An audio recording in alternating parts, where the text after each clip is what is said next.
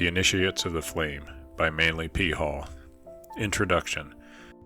Few realize that even at the present stage of civilization in this world, there are souls who, like the priests of the ancient temples, walk the earth and watch and guard the sacred fires that burn upon the altar of humanity. Purified ones they are, who have renounced the life of this sphere in order to guard and protect the flame, the spiritual principle in man, now hidden beneath the ruins of his fallen temple. As we think of the nations that are past, of Greece and Rome, and the grandeur that was Egypt's, we sigh as we recall the story of their fall, and we watch the nations of today, not knowing which will be the next to draw its shroud around itself and join that great ghostly file of peoples that are dead. But everywhere, even in the rise and fall of nations, we see through the haze of materiality justice. Everywhere we see reward, not of man, but of the invincible one, the eternal flame. A great hand reaches out from the unseen and regulates the affairs of man. It reaches out from that great spiritual flame which nourishes all created things, the never-dying fire that burns on the sacred altar of cosmos, that great fire which is the Spirit of God.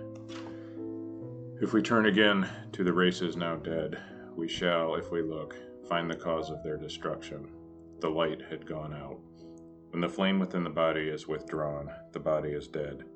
When the light was taken from the altar, the temple was no longer the dwelling place of a living God. Degeneracy, lust and passion, hates and fears crept into the souls of Greece and Rome, and black magic overshadowed Egypt. The light upon the altar grew weaker and weaker. The priests lost the word, the name of the flame. Little by little, the flame flickered out, and as the last spark grew cold, a mighty nation died, buried beneath the dead ashes of its own spiritual fire. But the flame did not die. Like spirit, of which it is the essence, it cannot die, because it is life, and life cannot cease to be. In some wilderness of land or sea it rested once again, and there rose a mighty nation around that flame. So history goes on through the ages. As long as the people are true to the flame, it remains. But when they cease to nourish it with their lives, it goes on to other lands and other worlds. Those who worship this flame are now called heathens. Little do we realize that we are heathen ourselves until we are baptized of the Holy Spirit, which is fire. For fire is light, and the children of the flame are the sons of light, even as God is light. There are those who have for ages labored with man to help him to kindle within himself this spark, which is his divine birthright. It is these who by their lives of self-sacrifice and service have awakened and tended this fire, and who through ages of study have learned the mystery it contained, that we now call the initiates of the flame. For ages they have labored with mankind to help him uncover the light within himself, and on the pages of history they have left their seal, the seal of fire. Unhonored and unsung, they have labored with humanity, and now their lives are used as fairy stories to amuse children. But the time will yet come when the world shall know the work they did, and realize that our present civilization is raised upon the shoulders of the mighty demigods of the past. We stand as Faust stood, with all our lore, a fool no wiser than before, because we refuse to take the truths they gave us and the evidence of their experiences. Let us honor these sons of the flame, not by words, but by so living that their sacrifice shall not be in vain. They have shown us the way. They have led man to the gateway of the unknown, and there in their robes of glory passed behind the veil.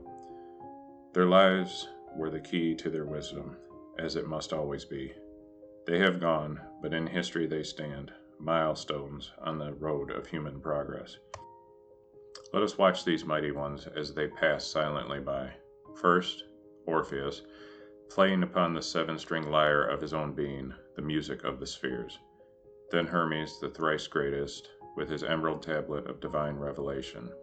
Through the shades of the past, we dimly see Krishna, the illuminated, who on the battlefield of life taught man the mysteries of his own soul.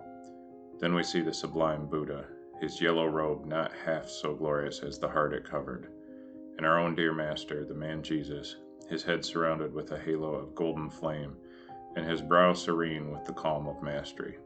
then Muhammad, Zoroaster, Confucius, Odin, and Moses, and others no less worthy passed by before the eyes of the student. They were the sons of flame. From flame they came, and to the flame they have returned. To us they beckon, and bid us join them, and in our robes of self-earned glory to serve the flame they love. They were without creed or clan. They served but the one great ideal. From the same place they all came, and to the same place they have returned. There was no superiority there. Hand in hand they labor for humanity. Each loves the other, for the power that has made them masters has shown them the brotherhood of all life. In the pages that follow, we will try to show this great thread, the spiritual thread, the thread of living fire that winds in and out through all religions and binds them together with a mutual ideal and mutual needs. In the story of the Grail and the legends of King Arthur, we find that thread wound around the table of the king and the temple of Mount Salvart. The same thread of life that passes through the roses of the Rosicrucians winds amongst the petals of the lotus and among the temple pillars of Luxor. There is but one religion in all the world, and that is the worship of God, the spiritual flame of the universe. Under many names he is known in all lands, but as Iswari or Ammon or God, he is the same, the creator of the universe, and fire is his universal symbol. We are the flame-born sons of God, thrown out as sparks from the wheels of the infinite. Around this flame we have built forms which have hidden our light, but as students we are increasing this light by love and service, until it shall again proclaim us sons of the Eternal. Within us burns that flame, and before its altar the lower man must bow, a faithful servant of the higher. When he serves the flame he grows, and the light grows until he takes his place with the true initiates of the universe, those who have given all to the infinite in the name of the flame within. Let us find this flame and also serve it, realizing that it is in all created things, that all are one because all are part of that eternal flame, the fire of spirit, the life and power of the universe.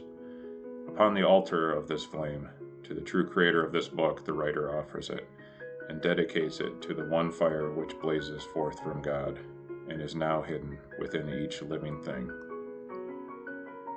Forward, the greatest of mystery schools. The world is the schoolroom of God. Our being in school does not make us learn, but within that school is the opportunity for all learning. It has its grades and its classes, its science and its arts, and admission to it is the birthright of man. Its graduates are its teachers, its pupils are all created things. Its examples are nature, and its rules are God's laws.